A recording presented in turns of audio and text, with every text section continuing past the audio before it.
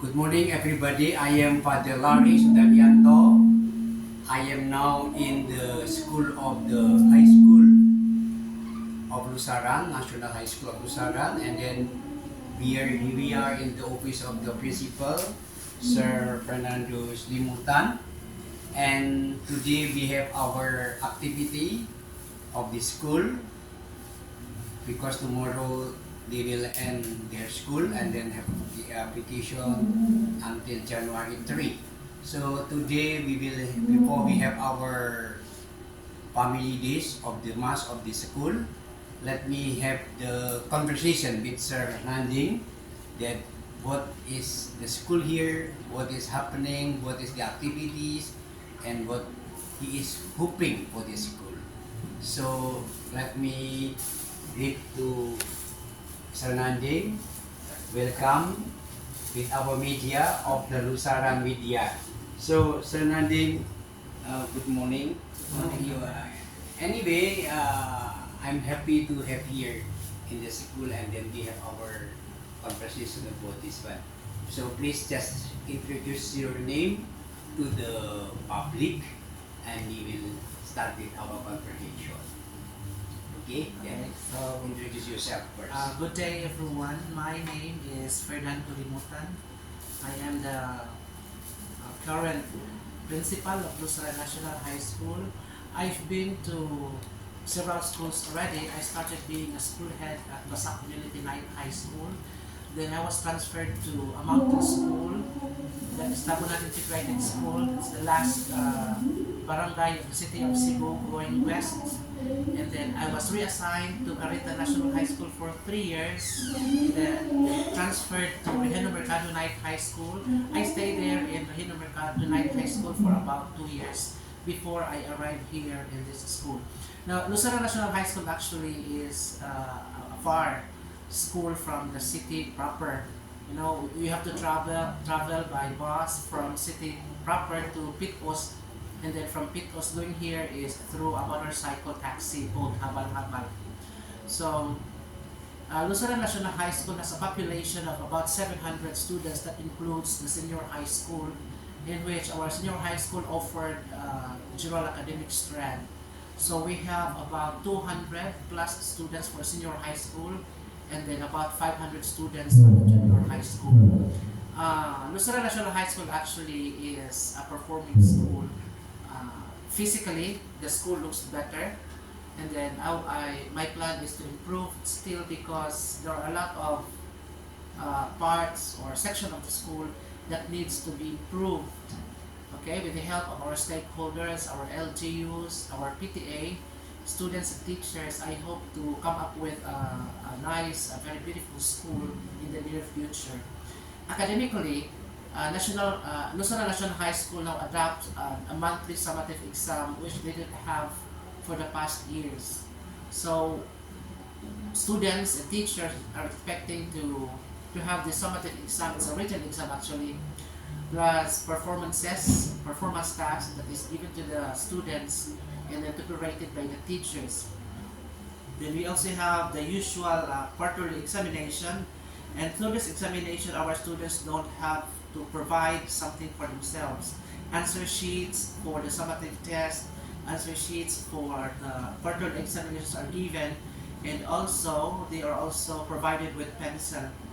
They are not going to write the answer, but they have to shade. It is done through shading.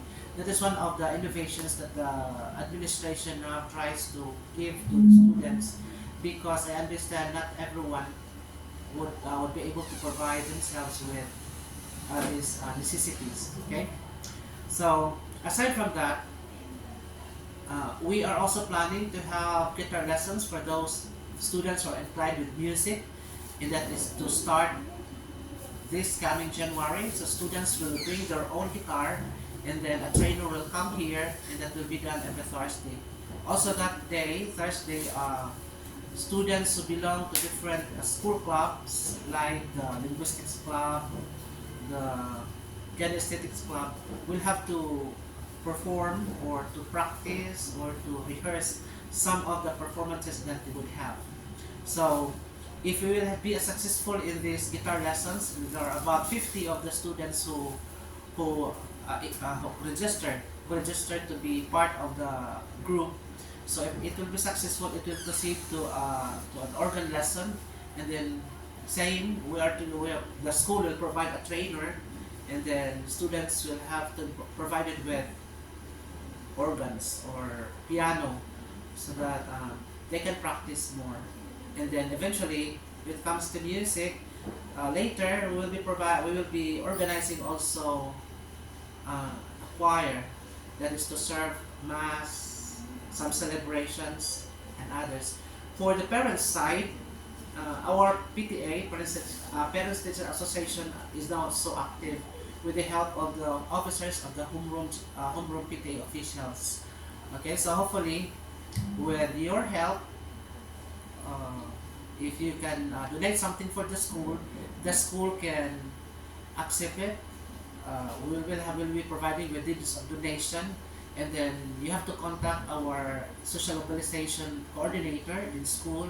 That is Ma'am Geraldine Maranga Gonzaga. Okay, so with Father Larry here, I'm so happy that once again he visited the school for our family day for 2023 before this year ends, and that we're hoping and planning to have a regular mass quarterly. Yes.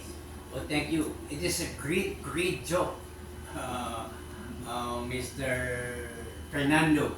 So I believe that you have signed something to say to the students, to the Ginikanan. What do you expect for this future, and what do you want to say to move them to participate in what you are planning today? And after that, you will continue with our mass. What is your expectation and what is your hope actually? Now, we conceptualized the family day months ago. We have planned, we were planning it with the general PTA officials, and with the general PTA officials, our homeroom PTA were also informed about this activity, and then to motivate them for their participation, we have prepared games, we have prepared prizes already for raffles and some games, and then it's also one of the many things that the school can give or can motivate, because if the family is united, we'll be expecting good students. That's great. That's great. So, at least also, we hope and we pray that the school will be improving more and more for the future, especially for the future or in facing the next year, 2024. That I hope and we hope, actually in the community of Lusaran, the school will be very favored to the people, especially for the parents and also for the official of this barangay. And thank you very much for Thank you very much. expressing everything toward us, and let us now continue with our mass celebration. Okay, fine. Okay. Dolores Desiderio, Bernardina Lordan Eman, Miguela Pablo Pedro Perpetua, Evelyn Antonia, Marcelina Felix Soledad, Juan Nedelisha,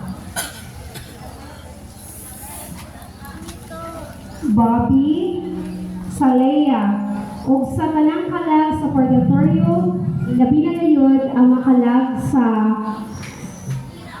donor sa luna nga gitukaran sa atong tulungaan o eskwelahan. O misa pasalamat alang kang Senyor Santo Niño. Ang kuan bali ka nang kumaagi sa kanang pagbalhin-balhin transfer. Paseo na. Kinahanglang langit maunto atong tumong. Kini mauntay katuyuan sa atong pagkinabuhi. Unsay nakaayo kung atong maangkon o makapot ang kahalangdon dinhi sa yutang napakyas. Kita sa pagdangat ngadto sa langit. Makaikag, wala kamaya ni Jesus, si San Juan. Hinuon, iyang ipunting ang kamatuoran nga si Juan, dili lang doon tungod sa iyang pagpangubos. O ang tanan nga iyang nabuhat dinhi kinabuhian. Hinuon, mas halangdon siya tungod kay natagampang man niya sa mga ganti sa kinabuhing tunghay dito sa langit. Kasagaran, sa kalibutan, kaayo nga akong sukdanan sa akong paglantaw sa kinabuhi. Nangita kita og kahalangdon dinhi og karon og napakyas kita sa pag-ila nga ang kinabuhing dayon maoy labing mahinungdanon. Unsa may imong angay kalipay sa tibuok kinabuhing tunhay? Maglilipay ka ba tungod kay nahuman kini o kanang butanga dinhi sa kalibutan? Nga nahimo kang kwartahan nga gidayeg ka sa daghang mga tao dinhi sa kalibutan? Wala dito sa langit. Walay usa niini ang mahinungdanon. Ang buntong butang nga labing mahinungdanon mao ang gugma. Ang gugma nga atong gipuyan dinhi karon sa walay katapusang mudan-ag gikan sa atong kinabuhi dito sa langit. Bisan ang atong mga buhat sa kaluoy nga gipakita sa uban, makita usab kini dito sa langit. Ang gugma mao'y dangahan sa kinabuhi nga gipuyan diha sa hingpit sa pagtangan sa kaugalingon ngadto ang Kristo. Pamalando, alang sa unsa o sa unsa man nako gipuy-an ang akong kinabuhi.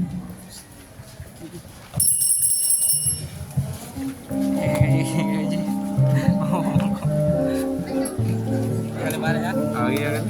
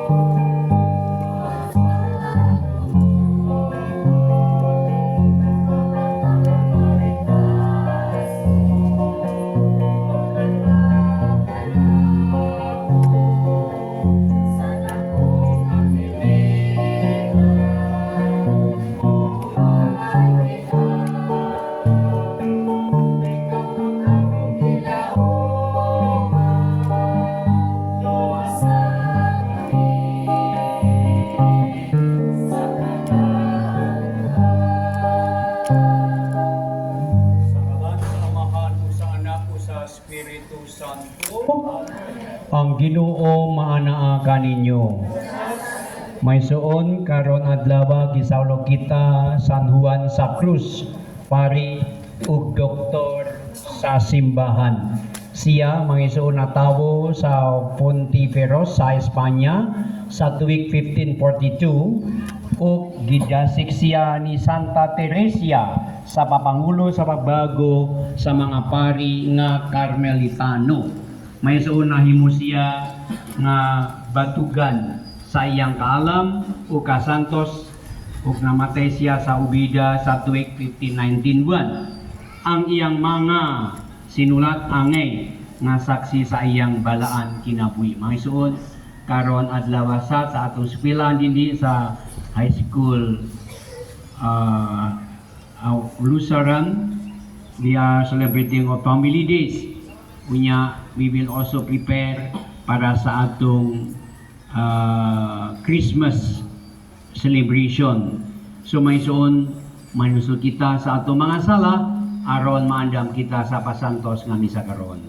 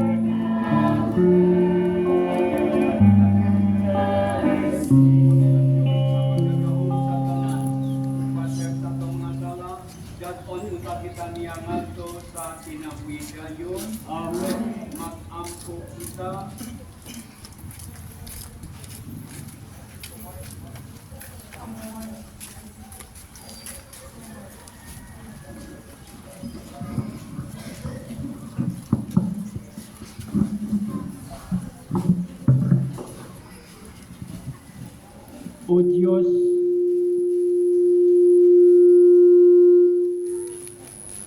O Dios, giadagan mo og dakong gugma sa pag-antos ug sa hingpit nga pagpugong sa kaugalingon ni San Juan nga pari. Idugot nga sundon namo kanunay ang iyang mga paknitingnan aron makadangat kami paksutong kanunay sa imong himayang dayon. Kini among gipahay pinaagi sa among Ginoong Kristo imong anak nga priyaruban kanimo ug sa Espiritu Santo Dios hangtod sa kahangturan. Paliw malingkod kung nailingkuranan. Maminong karon mga pagbasa sa atong liturgikanhon celebration in this Mass.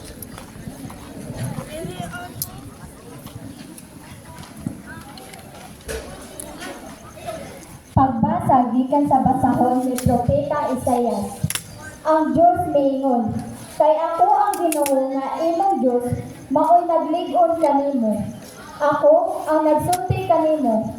Ayaw kahadlok, kay tabangan ko ikaw.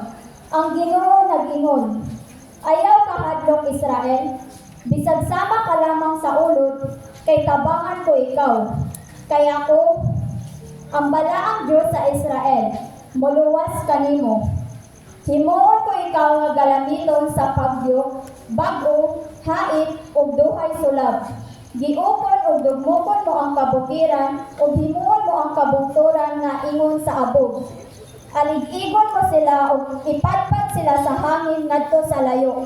Ug katugod sila sa bagyo, apan magmalipayon kamo kay ako man ang inyong Dios. Daygon ninyo ako ang balaang Dios sa Israel. Sa dihang mangitag tubig ang akong katawan, ug wala sila hikaplagan, ug maguga ang ilang dila sa kauhaw. Ako, ang Ginoo mutabang kanila. Ako ang Diyos sa Israel. Dili gayud mo biya kanila. Padaygay-dayon ko ang mga suba diha sa upaw nga kabungturan, ug mga tuburan tiwala sa kawalugan. Himuon ko ikaw linaw ang kamingawan, ug patungahon ko ang mga sapa diha sa desierto.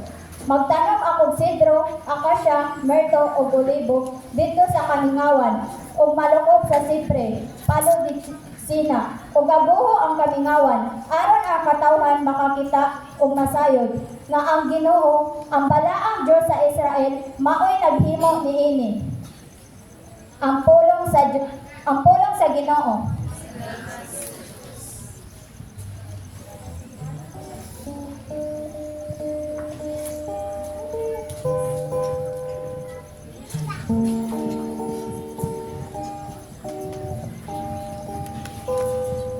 Ang Ginoo maayo ug maluluyo,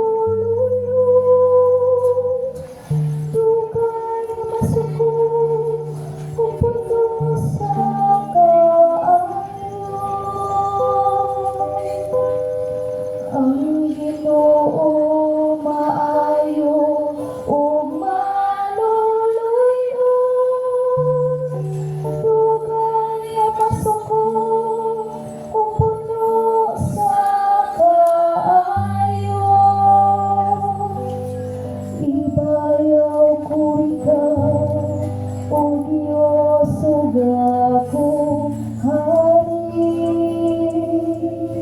Ug daygon ko ang imong ngalan hangtod sa kahangturan. Ang Ginoo maayo sa tanan, ug maluluyo sa tanan niyang mga binuhat. Ang Ginoo maayo ug maluluyo, dugay masuko ug puno sa kaayo. Magpasalamat unta kanimo ang tanan mong mga binuhat, O Ginoo.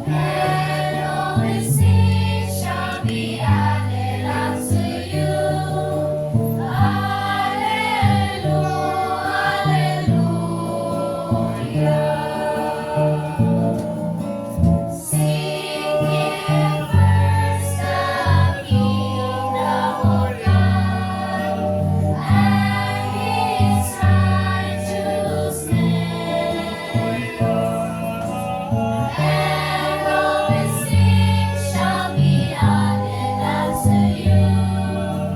Hallelujah.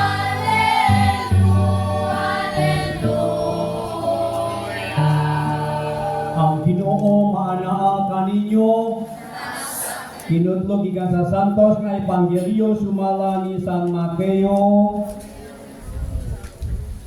Si Jesus mingon ngadto sa katawan, hinumdumi kini, wala pay tawo nga sama ni Juan nga magbubunyag, apan ang labing iwit sa gigarian sa langit labo pa kaniya.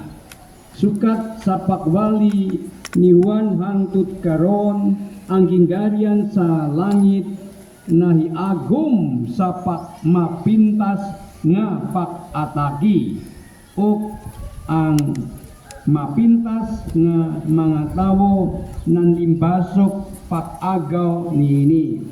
Ang tanan propeta ug ang balaod ni Moises hangtod sa panahon ni Juan nakhisgot may tuot sa gigarian. Ug kun buot kamo mutuo sa ilang mensahe, si Juan mao si Elias kansang pakanhi kitapna busa pamati kun may dalunggan kamo. Ang Ebanghelyo sa Ginoo.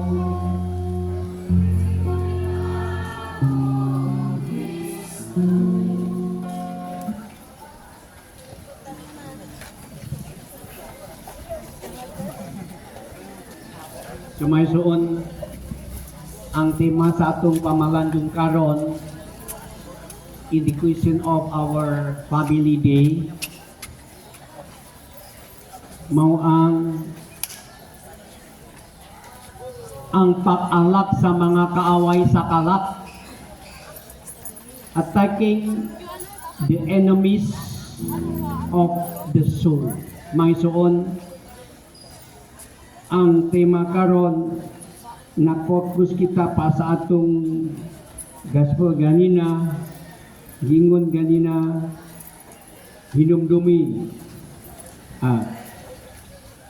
Kini walay pay mga pay tawo nga sama si ni Juan nga magbubunyag, apan ang labing iwit sa gingarian sa langit labo pa kaniya. Sukat sa pakwali ni Juan hangtod karon ang gingarian sa langit naiagom sa mapintas nga pag-ataki ug ang mapintas nga mga tawo malimbasok pag-agaw niini. So once again, ang pangutan na mao ang interesado kaayo with the word violent. No? So, mapintas. Usaka ba ni atong mapintas ug mikuha sa gigarian sa langit pinagi sa kusog. No? Hopefully you are. May suon from time to time ang mga pulong ni Jesus lisot kaayo lipton. We are sometimes difficult to understand. Kini nga tudling sa ibabaw napakita kanato sa usa ka mga situation. And from this passage mga isuon, I remember sin Jose Maria Escriva, ingon ba siya, naingon nga ang bangis, the violent, mao ang mga Kristiyanon nga adunay kalikon ug kaisok. The Christians who have the attitude, who have the fortitude and boldness when the environment they will find themselves is in hostile to the faith. Once again, kung ang paglibot nga ilang makit-an ang ilang o galingon kontra sa pagtuo, gingon si Eshifa ba? So, tanawa ang Christ. We have to see Christ that He is against with this. In other words, the word violent who are taking the kingdom of heaven are those who vigorously fight against the enemies of their soul so that to obtain the kingdom of heaven.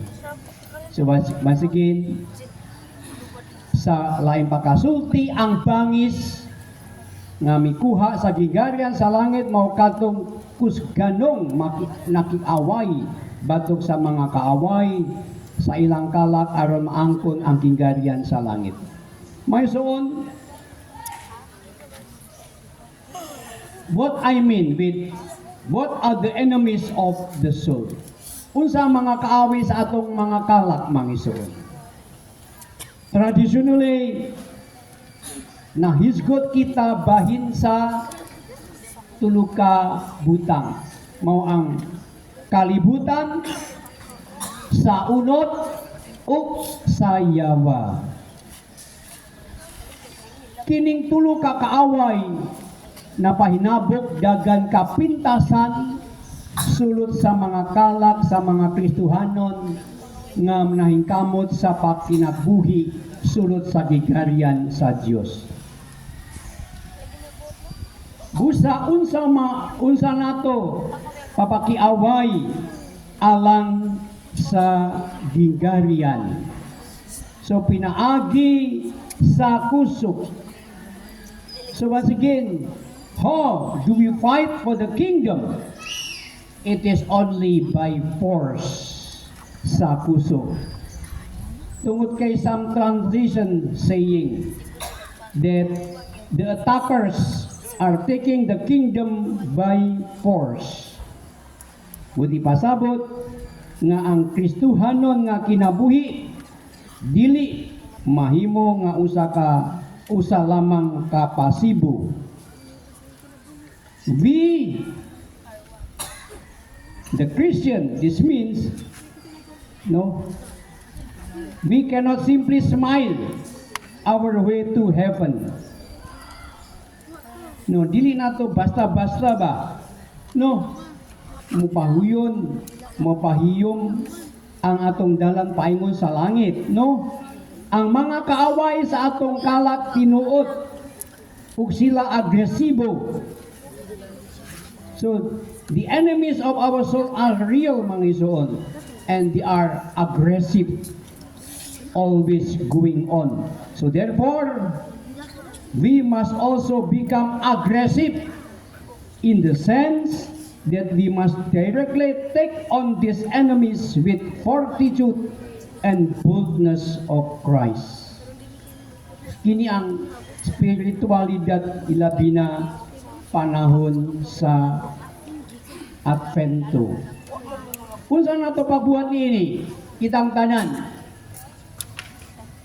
mga tao who believe in Christ, kitang tanan, who are preparing for the coming of Christ sa atong ginabuhi.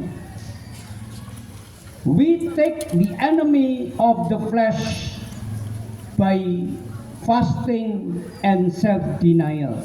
Atong atubangon ang kaaway sa sunod pinaagi sa atong pagpuasa ug pagdumili sa kaugalingon. Ilabi na panahon sa Advento.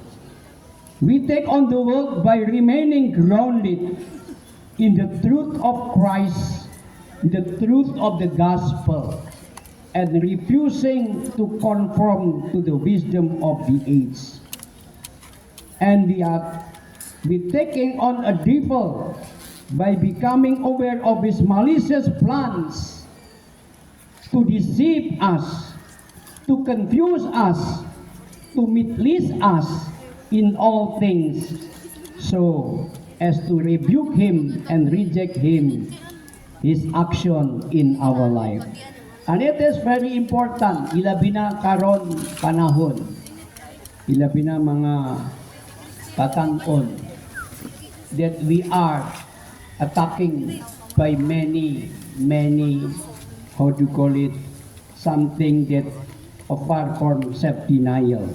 No. So, once again,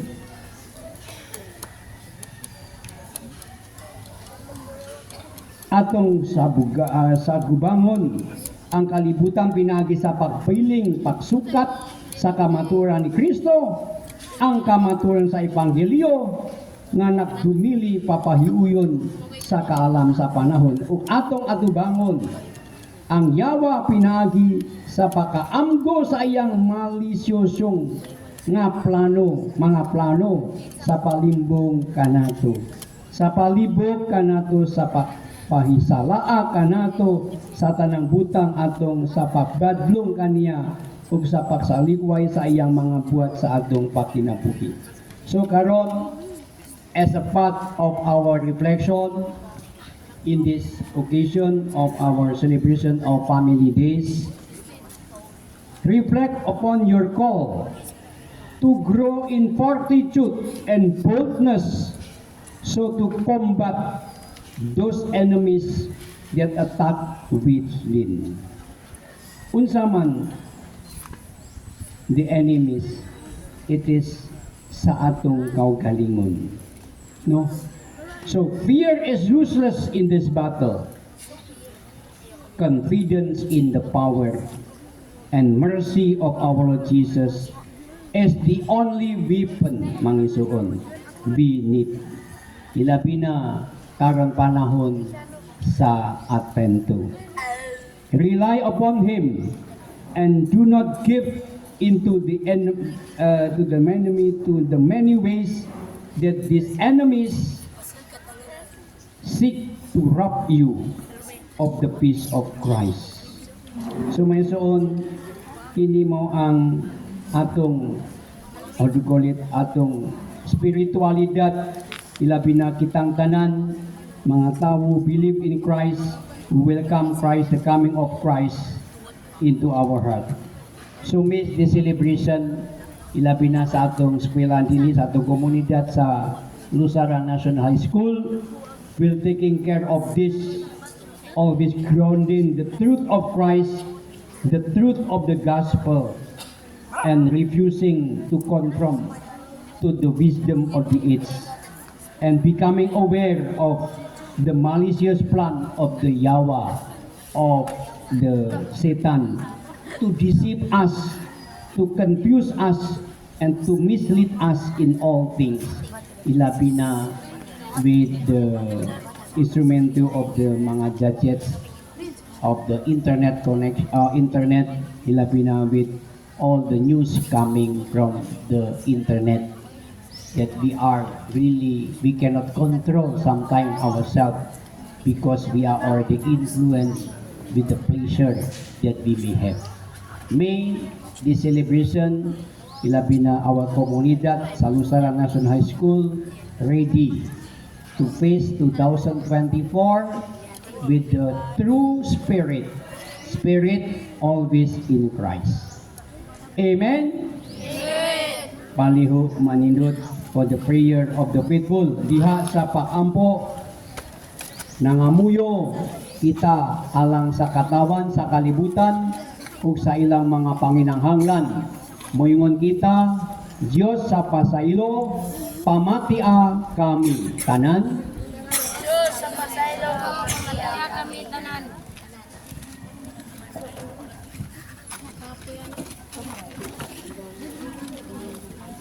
Nga ang mga nangulo sa simbahan padayong mutawag sa katawhan aron biyaan nila ang ilang makasasalang pagkinabuhi, magampo kita sa Ginoo.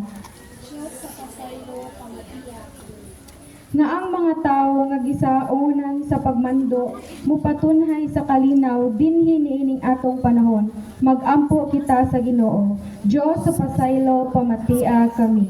Na ang mga kabus ug ang mga naguol makadungog sa maayong balita sa kaluwasan, magampo kita sa Ginoo. Diyos sa pasaylo, pamatia kami. Nga huptan nato ang unsay maayo ug likayan ang matag-matag nga dautan, magampo kita sa Ginoo. Dios sa pasaylo pamatia kami. Nga imo untang isipon nga tapos og mapuslanon alang kanamo nga ang halandong pipilo kamutmot mabayaw na ngadto sa altar sa mga santos. Magampo kita sa Ginoo. Dios sa pasaylo pamatia nga ang mitaliwang mga matuoan makakita sa kaluwasan sa Dios dito sa iyang gingharian, mag-ampo kita sa Ginoo. Dios sa pasaylo pamatia kami. Amahan diha sa imong gugma, pamati ang mga pag-ampo, kini among gipayo pinaagi ni Kristo among Ginoo. Amen. Operatory.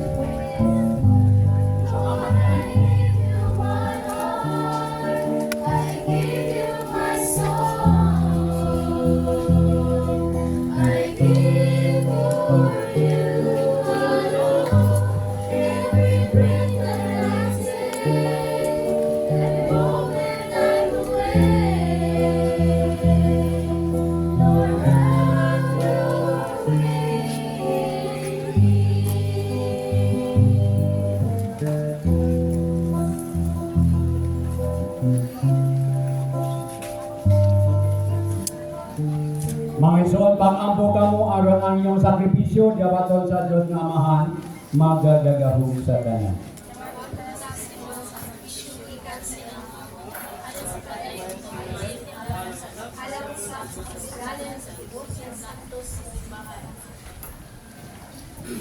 O Diyos nga magagagahom, suno nga kining mga gasa nga among gihalat aron paghandom kang sanhuan. Idugot nga kami nga nagsaulog sa mga misteryo sa kasakit sa Ginoo, magsulod unta sa among gisaulog.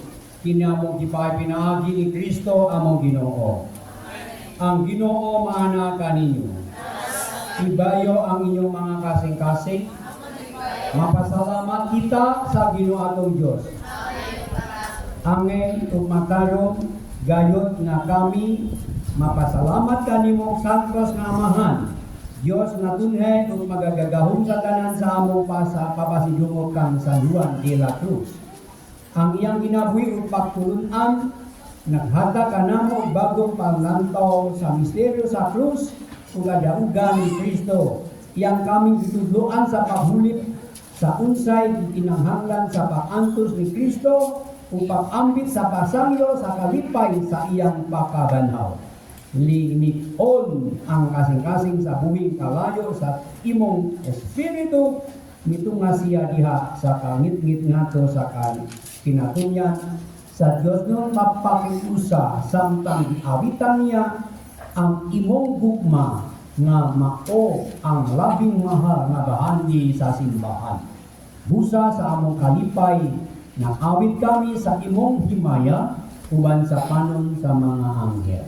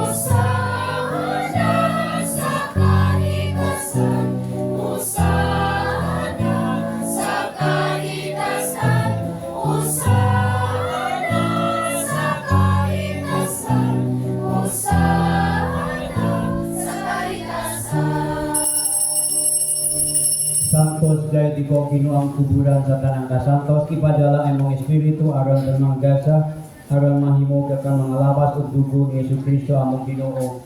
Sa pasakit sa iya kaugalingon migwasi upan pasalamat kanimo mibigas ni hata niini ngadto sa mga tinanamingon gabata kinininyo nga tanan ukana kay kini mga panglabas nga itugyan alang kanimo.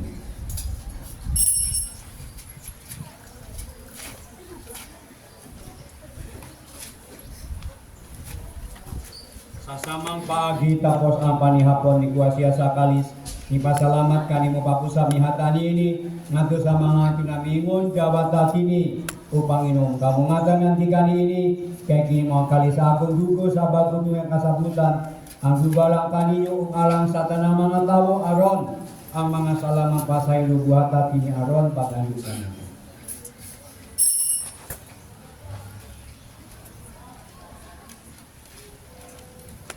Ini ang misteryo sa pagtuho.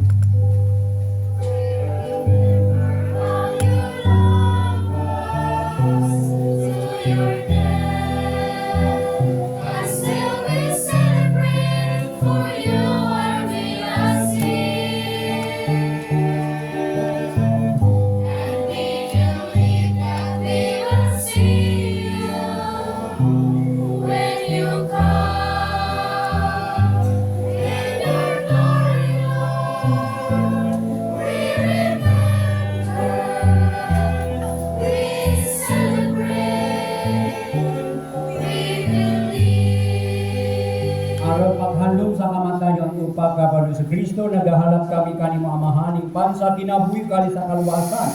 Nagapasalamat kami kanimo tungod kay imong kami giisip nga ngayan nga mga tubang malagad kanimo himo nga kami nga mga lawas sa lawas ug dugo ni Kristo makasudiha sa Espiritu Santo. Hinumdumi Ginoo ang imong simbahan sa tibuok kalibutan himo mahigit kami diha sa gugma uban ni Francisco among Papa ni Jose Pama among obispo o mga kaban obispo sa mga pari hinumdumi usa ang among mga ison nga nangamatay labi nang giapil sa atong pagmisa karon.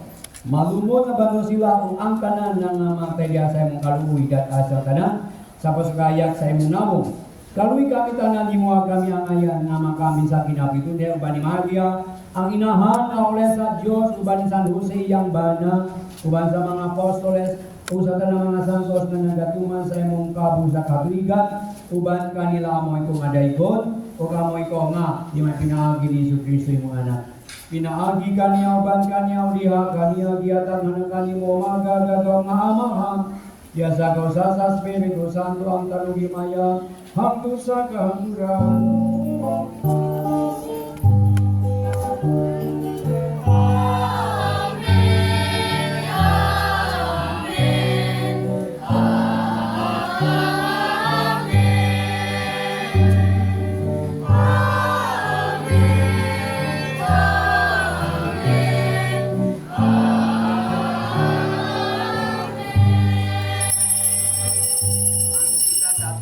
Sa langit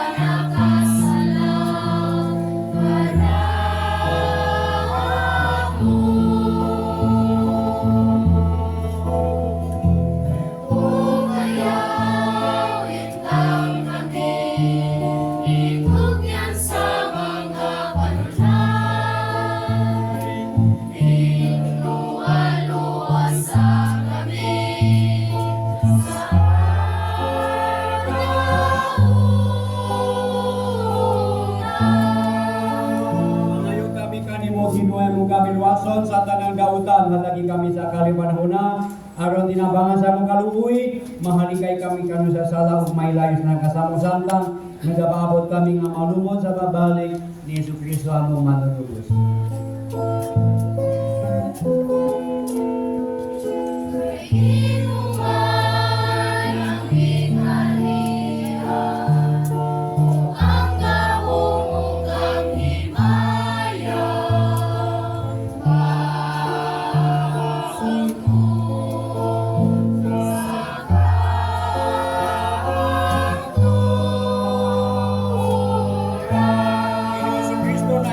Sa mga apostoles ang kalino ko kaninyo, ang akong kalino ang ako kaninyo, ayotan na mga sala, o di pasali sa imong sibahan, usipo sa imong kabubuton. Hatagi kami sa imong kalino kahiusa, ikaw nga puyari hangtod sa kahangturan, ang kalino sa Ginoo sa kanunay mahana kaninyo, bakitang pagsunod.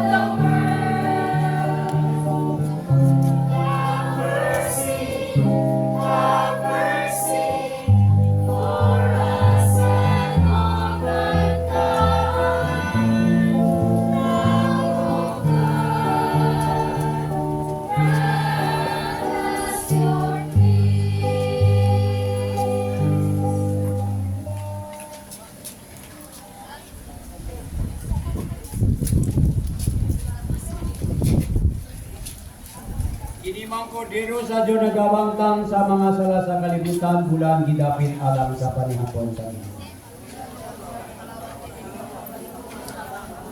Ang lawas o dugo ni Kristo maamping ka na ko alam sa kinabidayon.